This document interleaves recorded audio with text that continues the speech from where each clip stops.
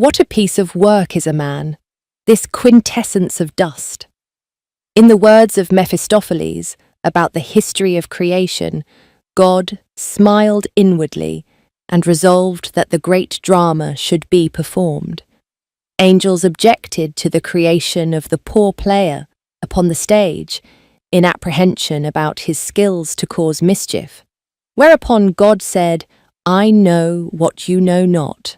That silenced them, however. Their gaze remained fixed on man's performance, and over 100,000 years of human history, they saw their apprehensions were true. Man disappointed them. Reason is unbridled yet.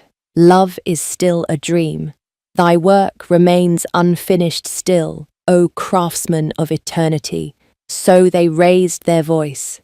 Is it but a theatrical performance followed by the endless praises of the choirs of angels to break the monotony of uninterrupted thanksgiving? What is man's achievement than assuming the role of a jester?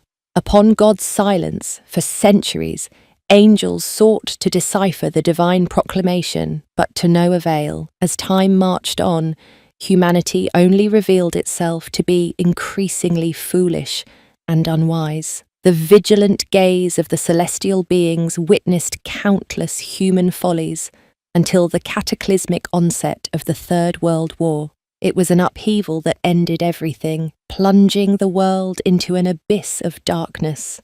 Curtain fall, and the theatrical performance concluded. Amidst this void, the angels embarked on a solemn quest to find any surviving souls. For years, the darkness reigned supreme, concealing all traces of life.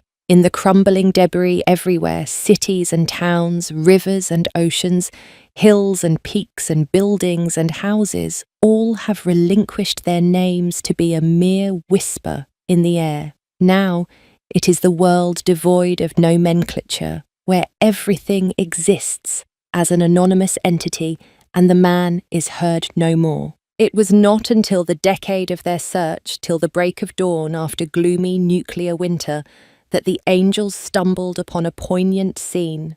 Emerging from the depths of a cave was an elderly humanoid figure, marred by the cruel scars of nuclear devastation. He leaned heavily on crutches, with each arduous step a struggle for survival. Beside him, a young boy offered steadfast support. Their silhouettes against the wasteland cast a haunting reflection of humanity's resilience amidst desolation. The first flicker of life spurred them to hasten their quest in order to preserve very few possible remaining lives. Their perseverance is finally bearing fruit. Once the clouds are subsided, they saw deep within the abandoned subway a little group of survivors huddled together in their dire condition. Among them was a middle-aged woman with damaged leg that constrained her movements had somehow sustained during the war.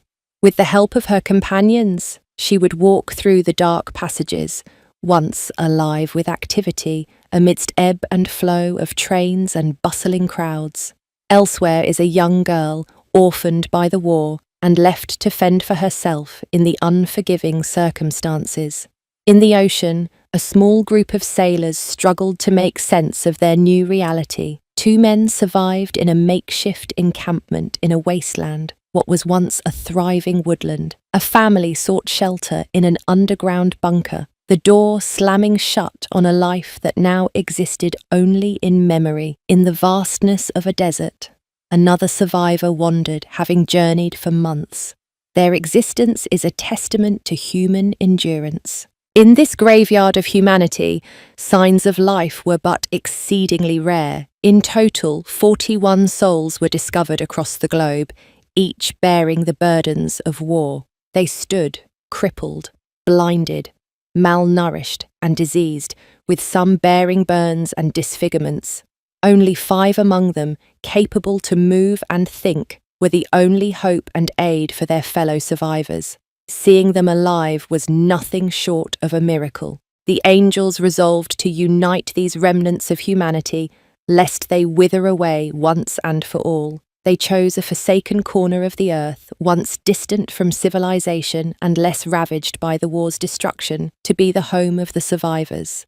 Under their veiled directions, humans were led to assemble. After a year of tireless labor, the survivors ultimately assembled. They found solace in the company of others, gradually easing their profound loneliness. The alleviation of their own suffering comes through the sight of others enduring greater troubles.